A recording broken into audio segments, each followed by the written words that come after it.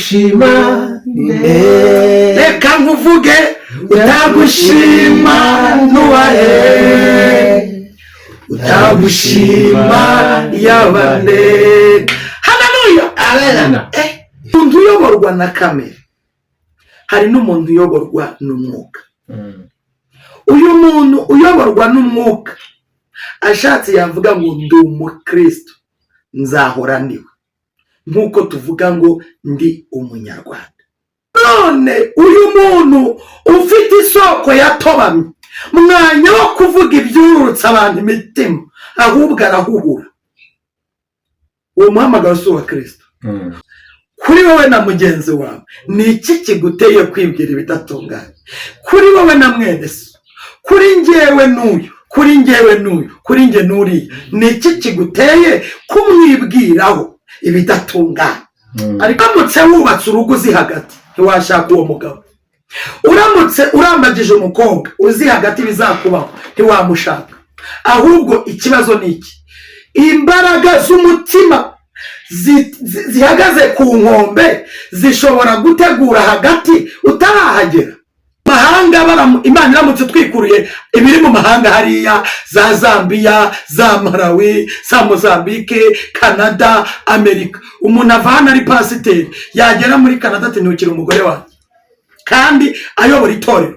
Umuntu avano ari umudiyakoni yagera muri Canada akavuga ati sohoka, ndavuze ngo sohoka. None mwese abanyarwanda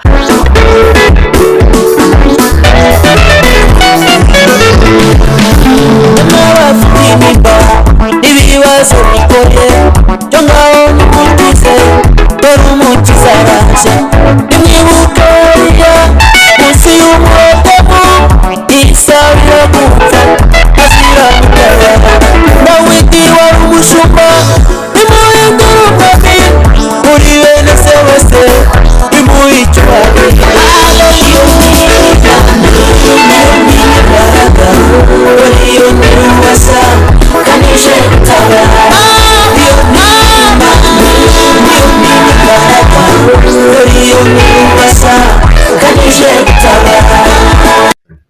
Reka ngusuze kandi mfurize amahoro y'Imana, mfurize umugisha w'Imana wo dukunda kandi gukirana byose duca kuri zicano. Reka mvuga ngo neza y'Imana nibane nawe kandi umugisha w'Imana ukometse n'abawe bose hafi na kure mu bice bitandukanye mugiye muherereyemo, imigabane itandukanye, Amerika, Aziya, Burayi, Afurika dutuyemo, mwese ndabasuhuje. Urumva wese ururimi ndi kuvuga rw'ikinyarwanda cyangwa se n'uwo bazasobanura, ndamusuje wese kandi mwifurije amahoro y'Imana, mwifurije umugisha w'Imana. Ushaka kudukurikira kutameze neza, reka nkubwire ngo humura, Yesu aracyakora ibintu bitangaza kandi Yesu ko yarakiri yekera n'uyu munsi niko akiri, arakiza bigakunda, agira neza bigashoboka. Cyane no kugira ngo umugirire icyizere kandi usubize amaso inyuma, nawe uko wari umeze ejo hashize urasanga uyu munsi ariko bimeze neza, igihe gutera ibyiringiro byo kumeza kumunambaho n'ibindi azabikora. Amen. Karebeya ni tugiye kwana muri kano kanya n'umukozi w'Imana. Imana yamugaye mu gihe n'iki ngiki, nkunda kwita igihe cy'umugoroba, igihe turi kwitegura kugaruka kwa Yesu. Nkunda kuvuga ngo turi mu gihe Yesu ari kweza umugeni kugira ngo azamwishyire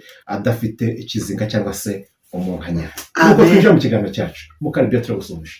Nanjye ndabikirije mu izina rya Yesu. Meze neza? Meze neza. Kubwa neza. Amen. Haleluya. Amen. Nishimiye kubona nawe kuri uyu munsi. Nukuri wari ubikumbuye. Nari bikumbuye.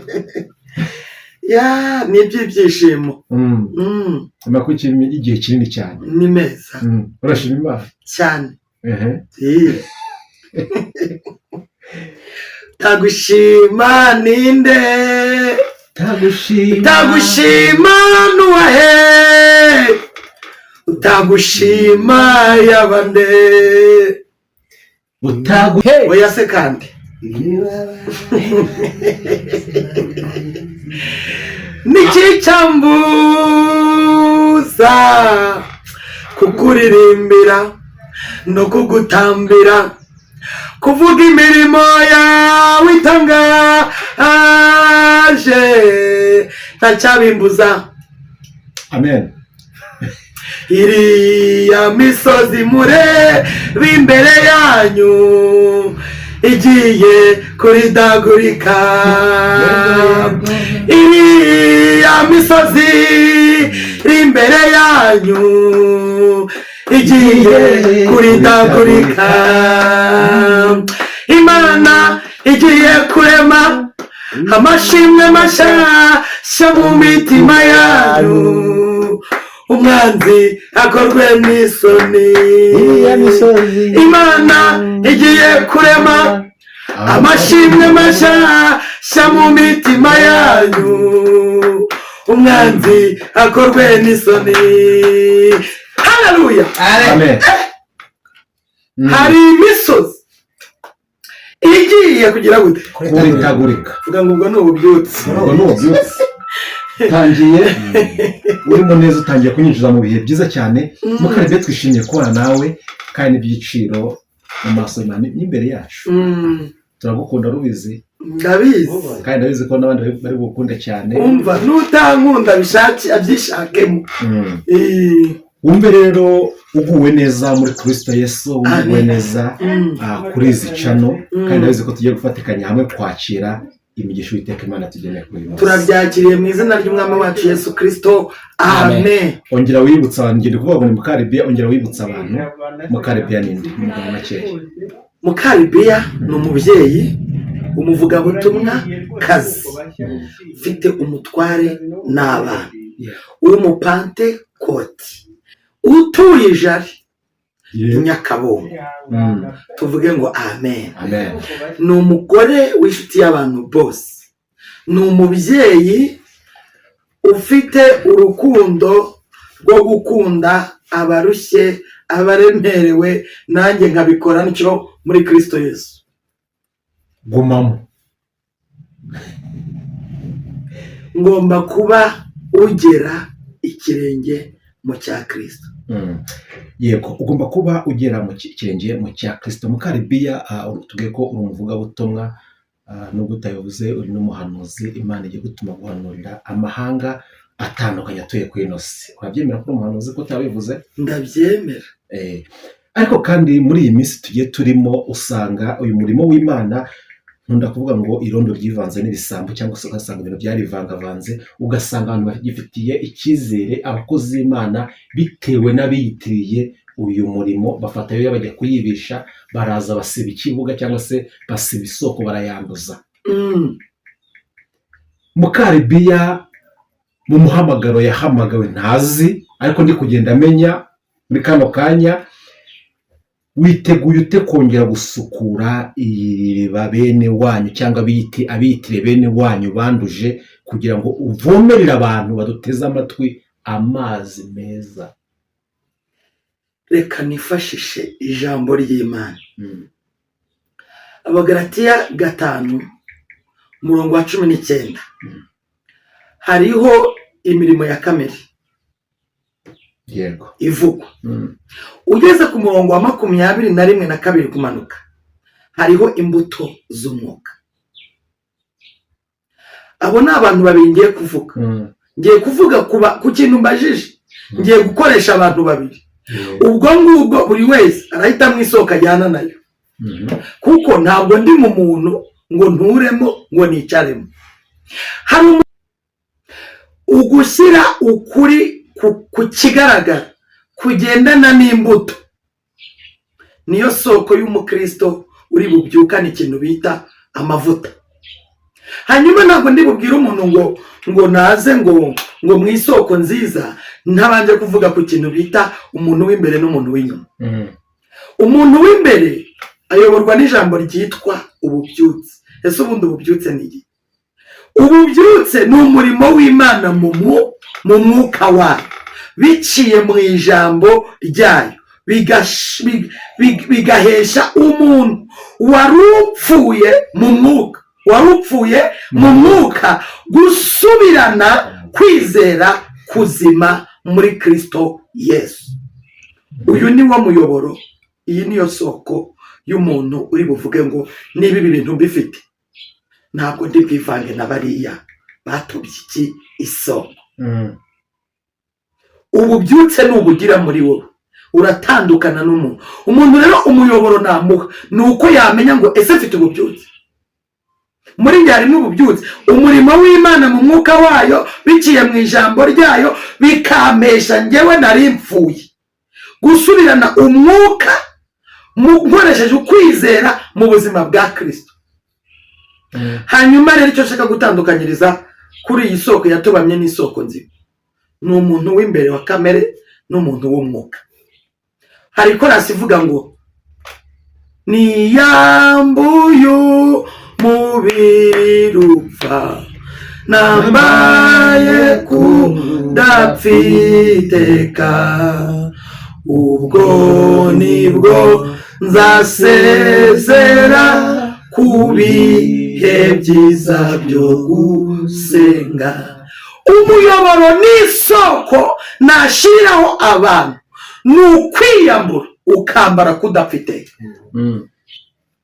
Uvuga ngo inzira mbashorera itiyo mbashiriraho ni ukwambara kudapfiteka kugira ngo uze kugaragara ufite ubutumwa bwiza butandukanye n'ubwo abatubanjirije bitewe n'isura bagiye babushyiraho.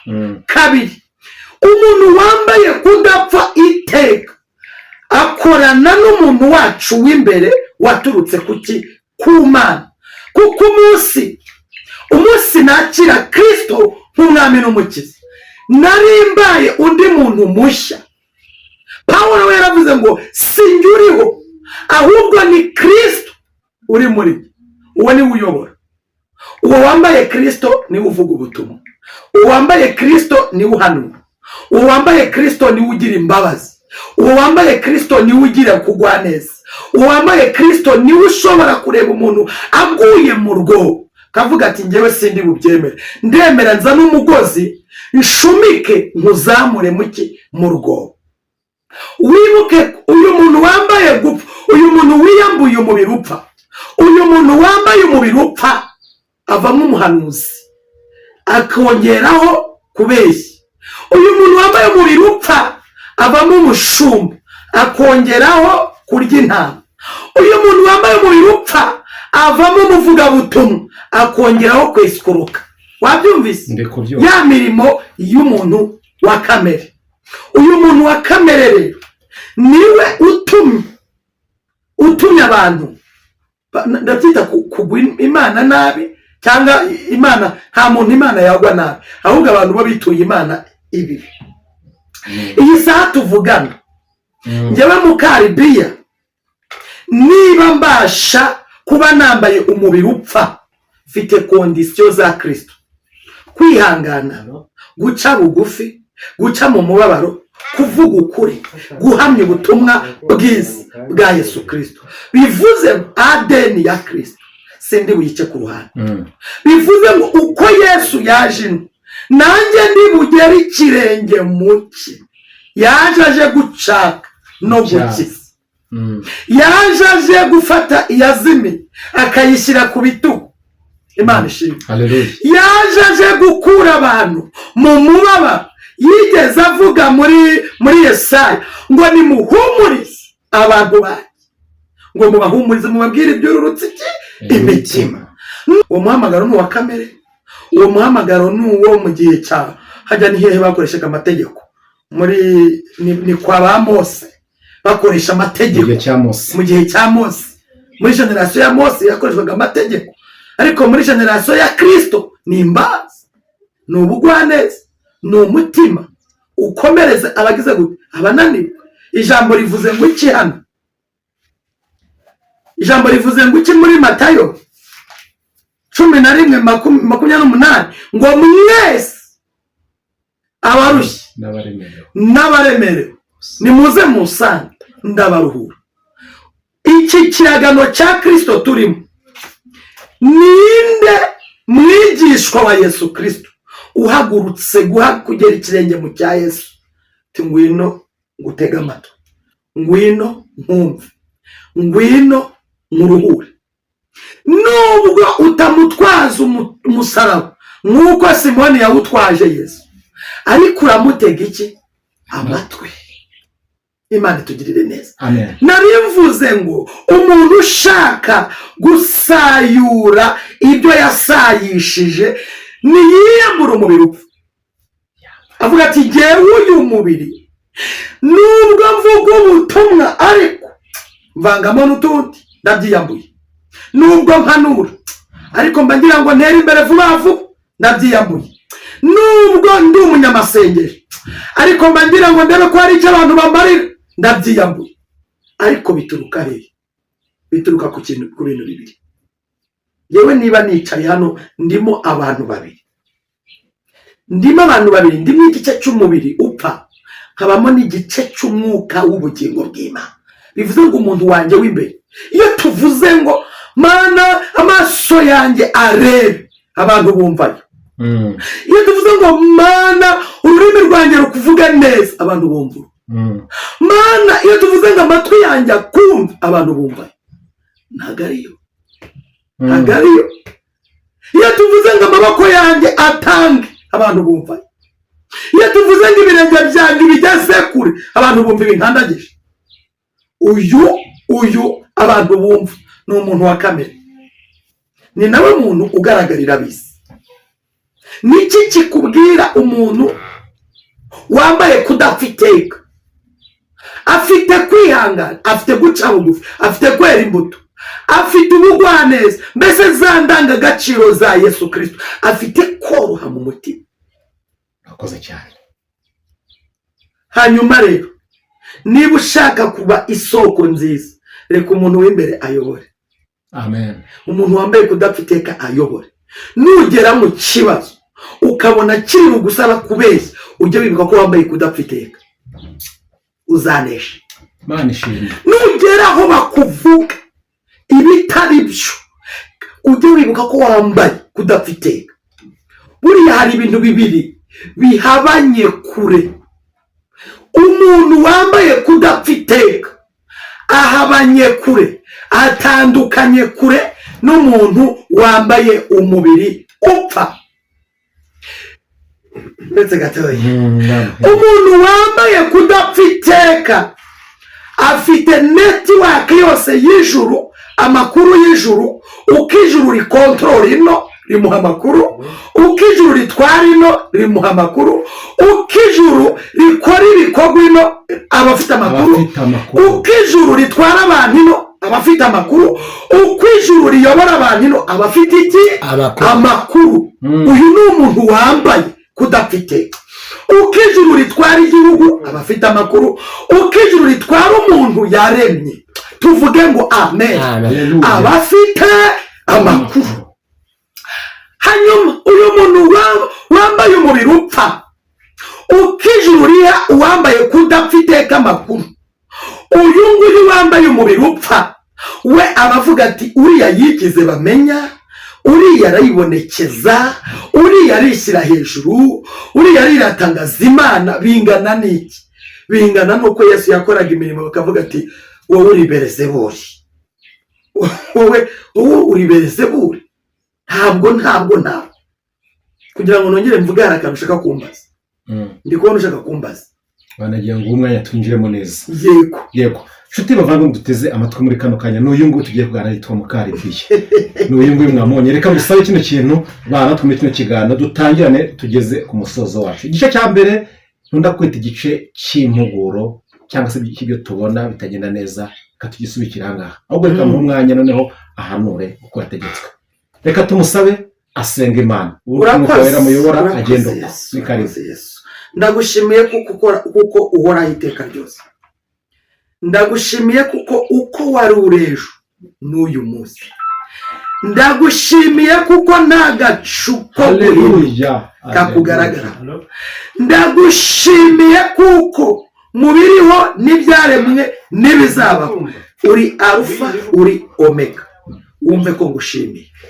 Ndagushimiye kubw'igishoro cy'ubuzima waduhaye, kandi ndagushimiye ko udaciteka nk'uko isi ikiteka. Nari mvuze ngo ngushimiye kuko wemeye kumena amaraso kugira ngo ducungure, kandi ndagushimiye ko muri twebwe no muri wowe tubaniraniranyemo kugira ngo tubino n'ukuri muri twe tukaba muri wowe, kugira ngo dukorere ino n'ukuri muri twe tukaba muri wowe, kugira ngo duture ino nyagutura by'umubiri n'ukuri muri twe tukaba muri wowe. Abantu bose bakire amahoro yawe nk'uko wavuze ngo mbasigiye amahoro, mbahaye amahoro yanjye, mukundane nk'uko nabakunze. Urakoze mu izina rya Yesu, amen. Amavuta. Ndanezerewe rero, ndi umukristo kandi ndi umunyarwanda, kuri Mosi TV, kuri Umusaraba TV, no kuri Ntuma Ministry ndahari. Umukozi w'Imana Beni yaturutse kure, ngaje kureba Mukaribiya ngo bivugire Imana. Wakoze. N'umushumba wanjye yaturutse hafi twegeranye, aje kureba Mukaribiya twivugira Imana. Kandi nanjye nkunda abantu baza tukavuga Imana, ntuzaze ushaka ko tuvuga ibindi. Narivuze ngo njyewe ndi umunyarwanda, kandi ye ndi umunyarwanda ibikubiyemo ingingo z'ingenzi zigera muri zingahe? 3. Kwiyumvamo ubunyarwanda, Rwandan spirit, indangagaciro na kirazira. Ndi n'umukristo rero wiyumvamo ubukristo, kandi mu kwiyumvamo ubukristo, indangagaciro y'ubukristo na kirazira y'ubukristo ndayikomeje. Simbasogongeje Kabisa. kandi mbasogongeje neza. Yego. Hanyuma rero hari abantu benshi badukunda gukurikirana ibiganiro byacu, bagashaka kumenya amakuru. Ndumva nshaka kongera gufasha abantu, nshingiye kuri message Imana iri kuntuma ku munyarwanda, ku mukristo wese. Ariko burya umukristo ni uvamo umunyarwanda, kandi umunyarwanda ni uvamo umukristo. Njyewe reka nivugire umunyarwanda wizera Yesu. Hari icyo bitwahera? Kandi mvuga ngo umunyarwanda wizera Yesu, ndaba mvuze ngo twemera Imana imwe, Data ishobora byose, waremye ijuru n'isi, ibiboneka n'ibitaboneka, tugakomereza aho ngaho tukagera ku musozo. Amen. Haleluya. Ndashaka guhagararira mu ijambo nasomye Yesu yavuze. Aravuga ngo mwese abarushye n'abaremerewe nimuze munsange ndabaruhura. Si ijambo ry'Imana ra? Yego. Ngo mwemere kuba abagaragu banjye, munyigireho kuko ndi umurwane kandi noroheje mu mutima. Ndi ku ijambo rivuga ngo wigira kuri nde, woroheje nkandi. Ese uri umurwaneza? Ibintu bitatu. Wigira kuri nde, woroheje nkande, ese uri umurwaneza?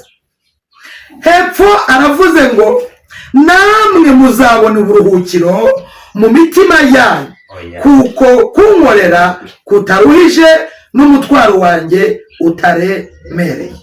Nongeraho irindi jambo rimwe n'ubundi riri mu butumwa bwiza bwa Yesu Kristo uko bwanditswe na Matayo igice cya 9 umurongo waho wa mbere. Akize ikirema gihetswe n'abantu bangahe? 4. Amaze kukibabarira ibyaha. Haleluya. Yikira mu bwato. Beni uraza kumfasha.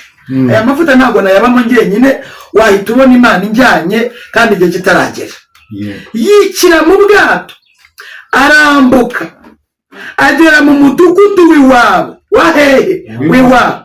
Bamuzanira ikirema kiryamye mu ngobyi. Nuko Yesu abonye kwizera kwabo, abwira icyo kirema kiti, mwana wanjye humura. Humura. Habuze umuntu ukubwira ngo humura. Yego. Humura. Haleluya. Humura. Kwizera kwawe kwari guha. Humura, ibyaha byawe ugize gute? Humura, ibyaha byawe ugize gute? Abanditsi bamwe baribwira bati uyu arigereranije, ariko Yesu amenya ibyo bibwira, arababaza ati, ni iki kibateye kwibwira ibidatunganye? Torero ry'Imana, Banyarwanda, ko Yesu ndagukunda, nzagukurikira. ibidatunganye mu mitima yanyu, icyoroshye ni iki? Ni ukuvuga ni ibyaha byawe urabibabariwe, cyangwa nibyuka ugende. Ariko aya magambo ni Yesu wayavuze. Ariko mumenye yuko umwana w'umuntu afite ubutware mu isi bwo kubabarira ikiyamwe ibyaha. Ni ukubabarira abantu. Yesu afite ubutware bwo kubabarira abantu. Bivuze iki? Atansiyo ku muntu wa Yesu. Atansiyo we. Yavuze ngo iki Yesu? Ngo nubwo ngusanze wigaragura mwivata, ariko nubeho. Nubeho. Beni baho. Nubwo abantu batumva ko ubaho. Yavuze ngo humura. Yavuze ngo humura. Hanyuma rero uzi ijambo Yesu yavuze ngo nuko abigenza gute rero? Icyoroshye ni iki? Murongo wa 6, ariko mumenye yuko umwana w'umuntu afite ubutware mu isi bwo kubabarira abantu ibyaha. Nuko abwira icyo kirema ati, byuka wikorere uburiri bwawe, ingobyi yawe utahe. Ijambo bitabyuka. Habyuka umuntu umeze ute? Uryamye. None abantu bose barabyutse cyangwa harimo n'abaryamye? Harimo n'abasinziriye ahubwo. Iyo umuntu aguye ntabyutswa. Iyo jambo ntabyo muzi muri Bibiliya. Iyo umuntu aguye ntabyutswa. Ninde wakubyukije? Ko wigeze ugwa cyangwa se ko waguye? Ninde uje kukubyutsa? Ndi ku ijambo rivuga ngo mwese abarushye. Ndi ku ijambo rivuga ngo ikirema gihetswe n'abantu 4. Ndi ku ijambo rivuga ngo, ndi kuvuga ngo agusanze wigaragura mu ivata, aravuga ngo nubeho. Ndashaka kuvugana n'umunyarwanda wese wizera Yesu. Ntabwo urigera ugwa. Uretse no kurwa mu isi y'umwuka no mu isi y'abantu, ntabwo uranyerera ngo urwe. Ntabwo urigera ubona ukuramira. Ni ikibazo. Aya magambo ndaza kuyagarukaho. Ndashaka kuvugana n'umuntu wese ukuye mu ijambo njyewe. Ukuye mu ijambo njyewe. Njyewe ni itegeko shinga rya Satani. Inarijye. Cyo bita egoisme na atuatisme ni amagambo abiri. Kwikunda, gukunda mugenzi wawe. Itegeko shinga rya Kristo riravuga ngo aime ton prochain. Ukunde mugenzi wawe nkuko wikunda. None ikibazo kirabaza ngo ukunda nde? Ukunda ugukunda wowe? Noneho Yesu yavuze ngo iki? Yaravuze ngo nimukunda abanzi banyu, musabira abagira gute? Ababarenganya. Umuntu wese ufite umurenganya namudekarane kuri Yesu. Ntumutere ibuye. Siko ijambo rivuze. Ntunamuvuge nabi. Siko ijambo rivuge. Ntunamuvume. Siko ijambo rivuze. Hanyuma umuntu wese wumva akunda ubutumwa bwiza, reka amagarare muri generasiyo ya Yesu. Hari igihe kimwe Imana yamaye ubutumwa, ni mu minsi yashize. Mbushyira umwana w'Imana. Ariko mu by'ukuri nubwo nabuvuze twicaranye, ntabwo ari we nabwiraga, ahubwo nabwiraga abadukurikira bose. Nkongera nkavugira muri rusange umuntu wese ufite ikibazo gitandukanye n'icya mugenzi we. None abantu kubera amatwi atumva y'imitima itareba, kubera kwambara umubiri upfa, bumvishije bakoresheje uyu mubiri upfa. Niwo bumvishije ati buriya Mukaribiya arahazi. Nahazi ubuntu bw'Imana, singomba kubupfusha ubusa, ngomba kubwamamaza. Kristo ampa amakuru. Hari yindi agenda afite nk'iyi, barayibonye. Yari irimo amakuru yose twaherewe mu iteraniro twicayemo, Imana ivugana n'umuntu wese. Ahubwo umuntu ufite nimero za Fani wakundaga gutanga ubuhamya bwitwa ngo ngewe banyitaga Nyiragikeri, azamushakire mwibutse ibintu Imana yamubwiriye ku Gisenyi. n'umuntu ufite nimero za Diodonifisi azamushakire mwibutse ibintu Imana yavugiye i Rubavu. Njyewe ndajya nibutsa abantu ibintu Imana yavuze twicaranye, kuko iba yambwiye ngo byandike. Imana ivugana n'umukozi w'Imana. Mu by'ukuri ntabwo yari azi ko, ni kimwe nk'uko nawe Imana ivugana nawe utazi ko, utazi ibyo uzacamo. Uyu munsi ndakora samari ku bantu bose. Uyu munsi hagati itangiriro imperezo no hagati nta muntu ubuhazi. Yego cyangwa we birashoboka. Bishobora kwitegura hagati ntaranahagera. Kimwe nuko ariko uyu muntu witegura hagati atarahagera ni umuntu ufite iyerekwa, ni umuntu ukora wambaye kudapfiteka. Ariko umuntu udategura hagati abagikorana n'uyu mubiri aba cyambaye umubiri upfa. Kandi uyu muntu wambaye umubiri upfa sinamutera ibuye. Oya, na Yesu ntiyamuteye ibuye, yamufasha amushyira ku rutugu, aramubwira ati nawe uri umwuzukuru wa Aburahamu. Aravuga ngo ngusanze wigaragura mu ivata ngukuyeyo. Ndashaka kuvuganira abababaye, ndashaka kuvuganira abarushye ndetse n'abaremerewe. Yesu yavuze ngo ni mu musange. Ubu ni ubutumwa bwiza bwa Yesu Kristo. Hanyuma Imana impa umurongo iravuga ngo uyu mwana, ubwo urumva nafashe igihe cy'amezi 6. Hari umuntu uherutse kunyandikira message yakoresheje amaudio maremare. Noneho urumva yashakaga kugira ibyo ambaza by'ibibazo byinshi. Numva ijwi rirambwiye ngo ni hashire iminsi 4 izo audio utarazumva. Nazikanzeho kubera ko nari ndi muri graduation, ariko sinazumvisha. Hashire iminsi 4 izo audio utarazumva.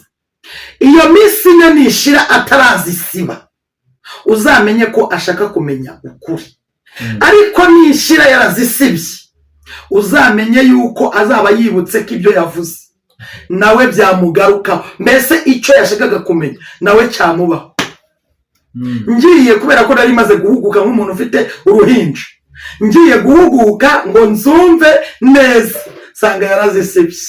Imana yari yambwiye ngo nzamubwire ngo kubyo akeneye kumenya azafata ibihe by'amezi 6 mu minsi itandukanye, nk'uko nanjye narifashe mbaza Imana ati uyu mukobwa wawe arazira iki.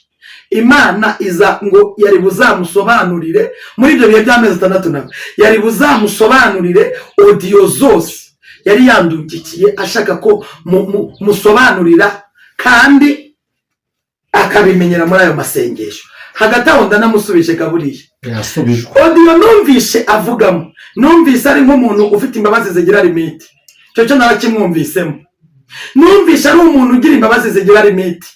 Kandi imbabazi za Yesu ntizigira limite. Imbabazi za Yesu ntizirangira, ntizicuya, ntizigira umugese, ni imbabazi z'ibihe birebire. Hanyuma Imana iri kubwira abanyarwanda n'abakurikirana n'abatera amabuye uriya mukobwa wa Yesu mwabonye tu mvugaho, iravuga ngo uyu ni mwarimu akaba na profeseri. Ariko Yesu wenda gukunda abasesenguzi ndabasuhuje mu izina rya Yesu. Muzi kwandika ibitabo kuri topic imwe gusa. Umuntu utarize na Mwuka Wera ntamwigisha ntabwo yamenya kudetermina umuntu Imana ivuzeho ngo uri mwarimu ukaba na profeseri. Nishobora byose ntiyabidetermina. Umuntu wabidetermina ni umuntu wageze mu rugo agahura n'ibyo atatekerezaga. Icyambere cyo umugabo ushobora kukubera mwarimu nawe ukamubera umunyeshuri, cyangwa se ukamubera umwarimu nawe akakubera umunyeshuri. Icya kabiri, mama wawe nuko, nyogosenge nuko, iso wakubyaye nuko. Ubu se nta bana babyagwa base bakabanga? Ubu se nta babyeyi babyara abana bakabajugunya? None se abo saba profeseri babo nirukanse nihuse. Ubu se ntabwo umugabo wawe ashobora kukubera mwarimu akakwigisha akanakubwira ati jewe sinzongera kuba kumwe nawe mw'iki cyumba, sorute vite? uri kubyumva.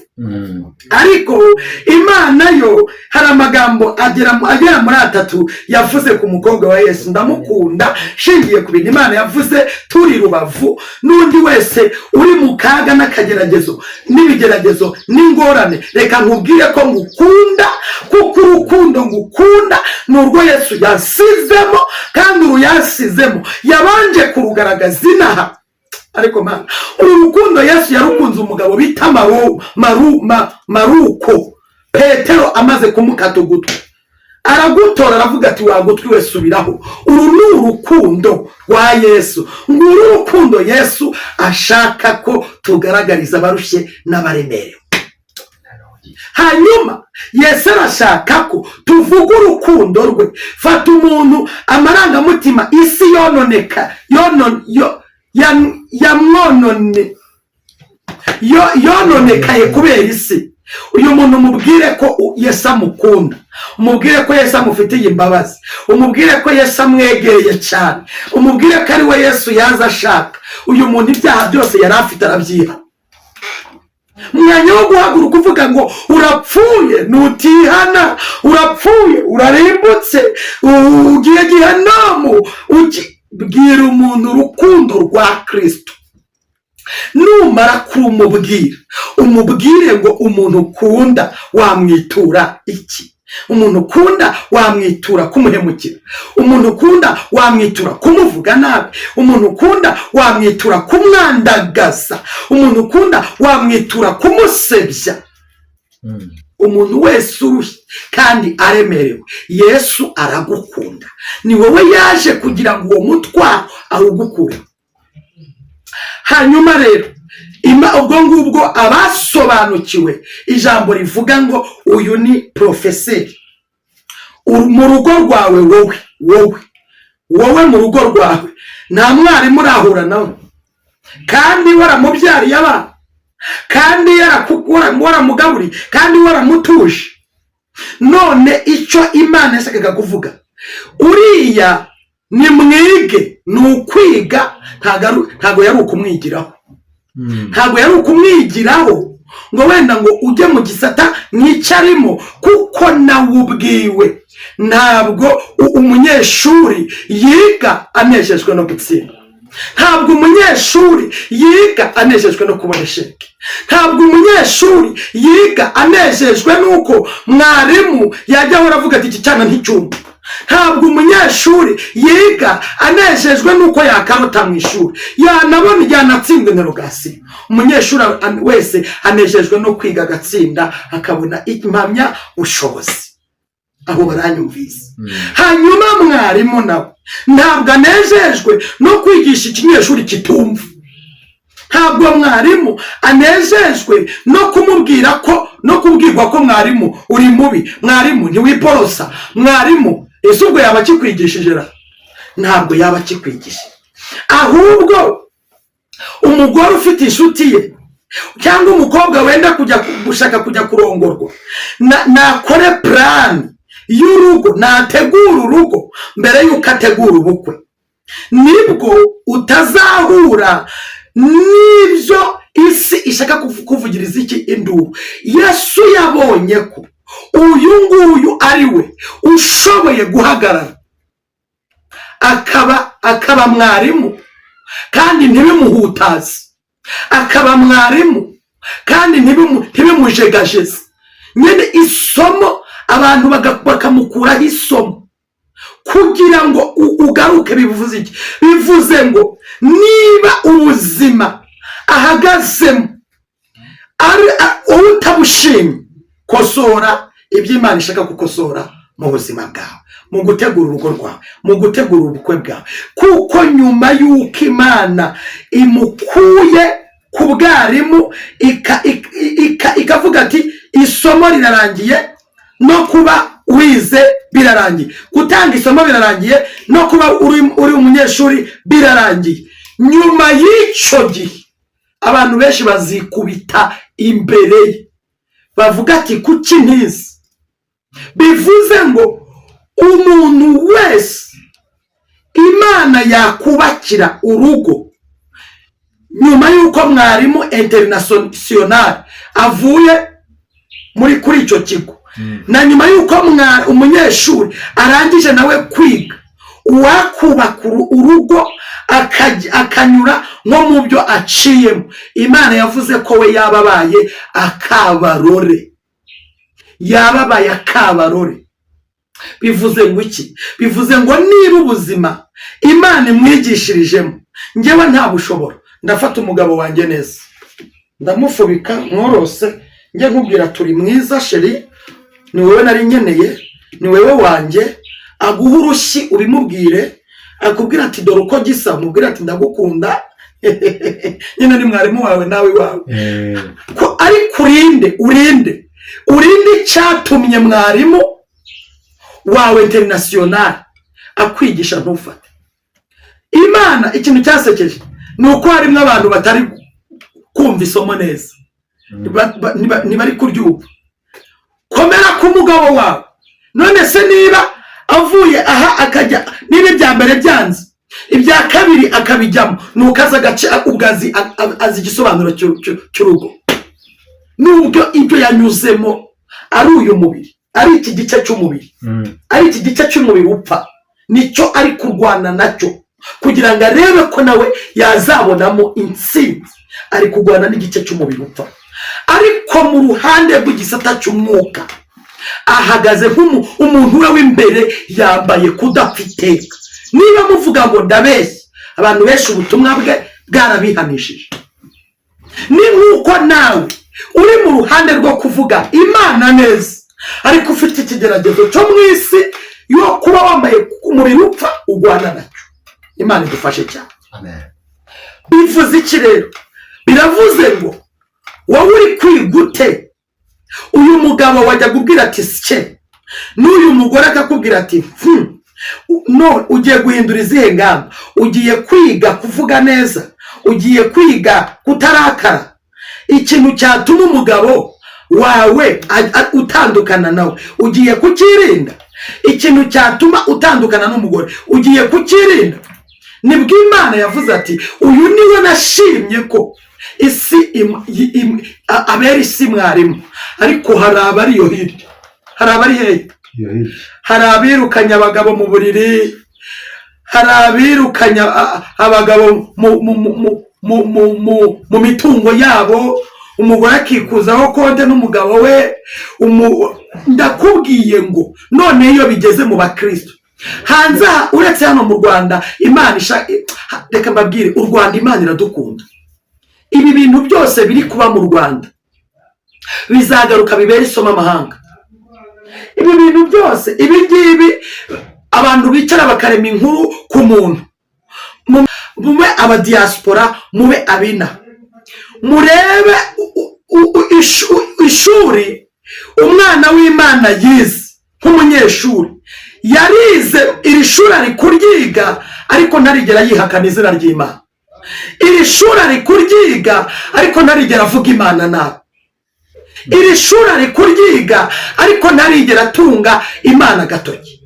Iri shuri ari kuryiga, ariko ntarigera abwira Yesu turi umugome. None wowe utari kwiga nk'iryi, iriri munsi y'iryi, kuri kwita Imana ikigoryi, kuri kwita Imana irabeshya, kuri kwita Imana ibyo yavuze sibyo. None niba umuntu yiga ishuri ringana kuriya, ari umunyeshuri uzi karite z'umunyeshuri, akaba adashobora kuvuga Imana ye nabi, nukazi neza ko hari umunsi iri shuri azarisohoka. None Yesu arakubaza ngo ni iki umumariye? Icyo umumariye ni ukumusebya, icyo bakumariye ni ukukuvuga. Icyo kandi gitangaje, abicara kuri social media ni abageze ikirenge muke, nabo urwa mbere rwarasenyutse. Burya umuntu muhuje, reka mvuge iki kintu, iyi si ni ibitaro. Reka mvuge n'irihishurirwa maranye iminsi. Iyi si ni ibitaro. Ibi bitaro bifite amashambure abarwayi barwariyemo, buri wese arwariye muri shambure ye, siko bimeze. Ariko abari muri shambure nko muri rimwe bari gushaka kujya gukora komanteri y'abari muri shambure ya gatanu, kandi bose bararwaye. Kandi noneho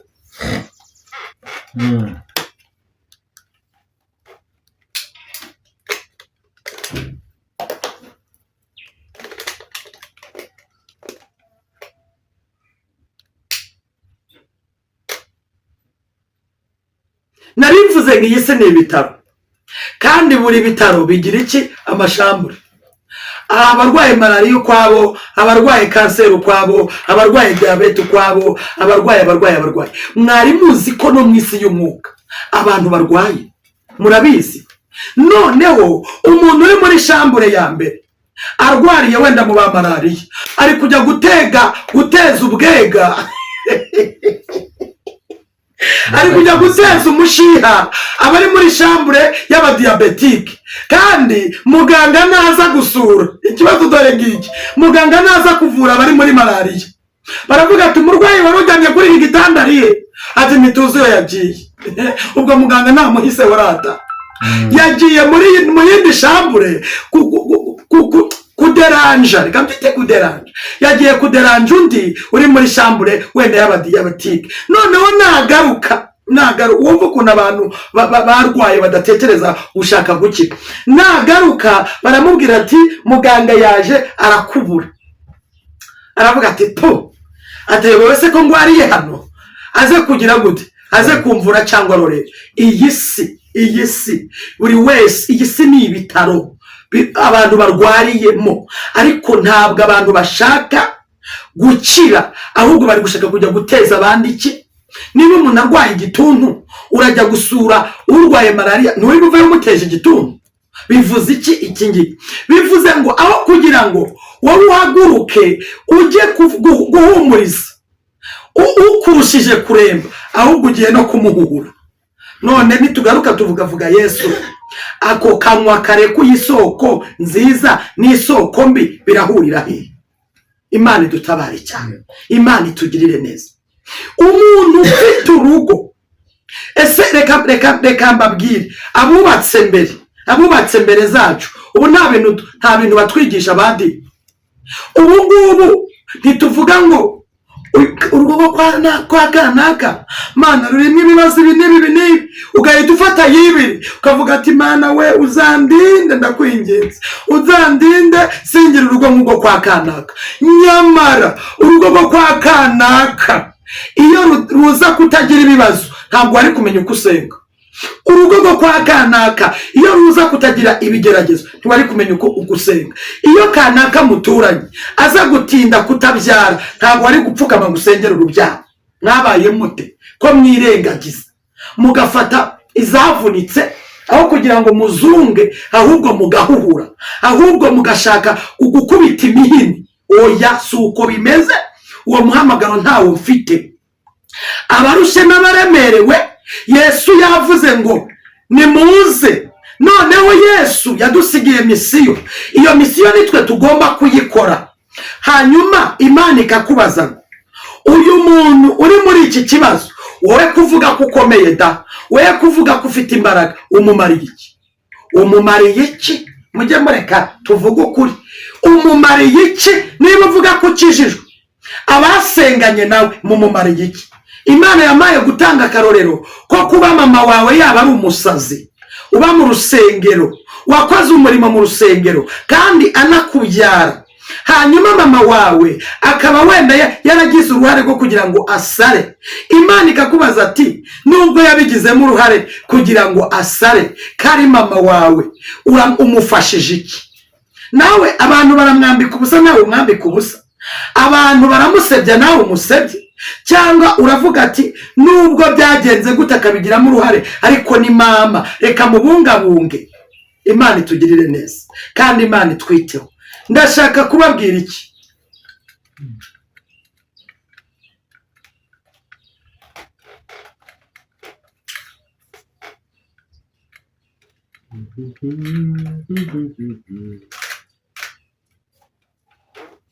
Ndashaka kubabwira iki? Ndashaka kukubwira ngo umuntu w'umukristo kugera iyi saha uvuga ubutumwa bwiza by'ukuri ni umuntu wambaye kudapfa iteka, agafata kamere ye akavuga ngo intambara, kabagara akantu gakomeye, intambara ikomeye kuruta izo muzi zose ni intambara yo kwirwanya ukitsinda. Uyu munsi umuntu asigaye amanuka akavuga ngo agiye kureba Mukaribi yaramukunda, akanatwara na gifuti, ni urugero ndi gutanga kugira ngo munyumve, akanatwara na gifuti, agatwara telefone iri recorded, kandi iri mu mufuka, akigera mu muryango ayishyira mu mufuka, ati ndagukunda, akira gifuti, umutima wanjye watekereje kuguha. Aba bantu bagiye gupfa kuko babwiye abantu ko babakunda ari uburyarya. Abantu Imana irabarakariye cyane. N'abantu batangije iby'umwuka bagera hagati bakabona iby'umwuka ntibitanga umusaruro wa mbiyo, bagahita ko bashyiramo n'ibindi. Imana irabarakariye cyane. Mu kubarakarira n'iki? Iraguha amahirwe yo kugira ngo irebe ko wongera kuvuga neza. Ubwurokoka rokoke, n'uwo kurakarirwa arakarirwe. Niko gahunda y'Imana ipanze. Aho kugira ngo abantu imitima ikomeze ishirire, aho kugira ngo abantu bakugane bazi kuri umukozi w'Imana, mwanya wo kugira ngo bakuruhukireho umuhuhure uri ku nkombe. Ariko ubundi ni gute waba uri ku nkombe y'uruzi kandi utegerezwa nawe kwambuka ugahuhura umuntu ugezemo hagati? Birashoboka ngo nuhagaze yirinde atagwa. Ntabwo navuga ngo ndi umuhanga wo kubaka ntarageramo hagati. Ntabwo navuga ngo ndi umuhanga wo kubwiriza ntarakubitirwa ubutumwa bwiza. Ntabwo navuga ngo ndi umuhanga wo kurya neza ntarigeze nsonza. Ntabwo navuga ngo ndi umuhanga wo kwambara neza ntarigeze nambara ubusa. Nimureke tubwizanye ukuri. Ntabwo wavuga ngo uri umuhanga wo guhugura utarigeze ugira gute, ugira ibyo uteshukaho. Ntibishoboka. Mbwira ukuntu uri ku nkombe y'inyanja ugasebya umuntu urimo hagati mu nyanja kandi nawe uzi ko ugiye kwambuka. Ariko Yesu we, icyamaga kandi bakakumva we, icyama bakakumva. Umuntu ufite urugo rw'imyaka 2 ari gukomantinga ku muntu ufite urugo rw'imyaka 15. Umuntu ufite urugo rw'amezi 5 ari gushyira komanteri ku muntu ufite urugo rw'imyaka 10. Umuntu utaragira urugo ari gushyira komanteri ku muntu